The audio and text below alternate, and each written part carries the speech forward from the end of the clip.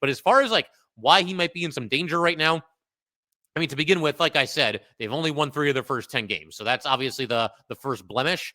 But I think it's just the very simple fact that this is now Chris Drury's team. You know, he's got the coach that he always wanted. He had a history with Mike Sullivan, and Sullivan's always been his guy. And you get the feeling that whenever the Penguins and Mike Sullivan parted ways, that Drury was probably going to be all over it. Now, if this had happened rather than this offseason, the one before it, I don't think anything would have happened then because obviously Peter Laviolette and the Rangers were coming off of the President's Trophy and a trip to the conference final. But the fact that they were so bad last year and obviously had a coaching vacancy, they were going to be all over that.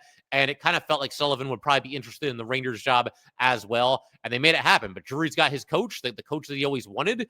And he's also got seemingly the captain that he's always wanted in JT Miller. He goes out and trades for him at the deadline this past season. And then a lot of debate, a lot of conjecture as far as who the next captain of the New York Rangers is going to be.